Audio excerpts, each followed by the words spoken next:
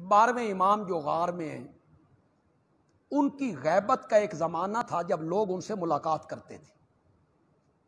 پھر ایسا زمانہ آیا کہ ملاقات کیا ہو گئی؟ بند. جب ملاقات ہوتی تھی تو اسے کہتے ہیں غیوبت صغرا، اور پھر کبرا شروع ہو گئی، کوئی ملاقات نہیں. یہ جو کافی کے مصنف ہیں نا، محمد ابن یعقوب کلینی، یہ ان لوگوں میں شامل ہیں جو 12ویں امام سے غار میں جا کے کیا کیا کرتے تھے؟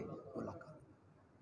یہ ان کا نظریہ ہے، میں اپنا نظریہ نہیں پیش کر رہا ہوں، واللہ اعلم بالصواب.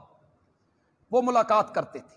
انہوں نے جب کافی لکھی نا، یہ کتاب لکھی، تو انہوں نے 12ویں امام کو یہ کتاب پیش کی کہ میں نے یہ کتاب لکھی ہے، اس میں حدیثیں جمع کی ہیں، حضرت علی رضی اللہ تعالیٰ عنہ کے اقوال ہیں، حضرت حسن کے اقوال ہیں، نبی پاک صلی اللہ علیہ وسلم کے ارشادات ہیں، میں نے جمع کیے ہیں، آپ اسے ملاحظہ فرمائیں.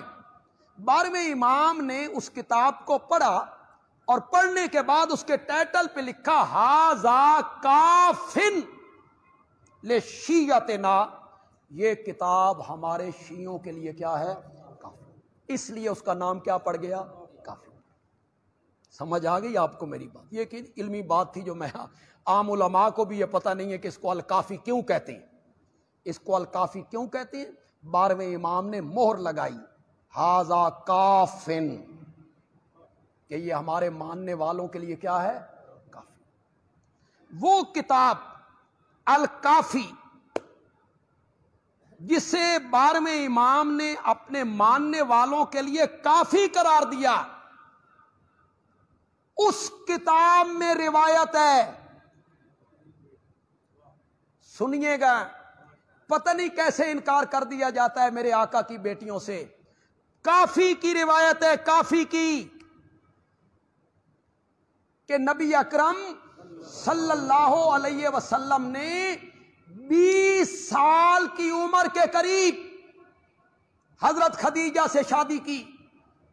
جب آپ کی عمر 20 سال کے آس پاس تھی تو آپ نے حضرت خدیجہ سے شادی کی، اور نبوت کے ملنے سے پہلے خدیجہ کے بطن سے آپ کا ایک بیٹا ہوا قاسم، اور آپ کی ایک بیٹی ہوئی زینب، اور نبوت کے ملنے کے بعد آپ کی 3 بیٹیاں ہوئیں جن کا نام رقیہ، ام کلثوم اور فاطمہ ہے.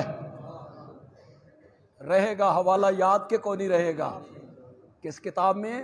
کافی. یہ سب سے معتبر کتاب ہے، اس میں نام ذکر ہیں، نبوت کے ملنے سے پہلے جو اولاد ہوئی ان کا نام بھی ذکر ہے، اور نبوت کے ملنے کے بعد جو اولاد ملی ان کی تعداد بھی ذکر ہے اور ان کا نام بھی ذکر ہے. تو آپ کی بیٹیوں کی تعداد کتنی ہے؟ پکا لو. 4 بیٹیاں ہیں آپ کی.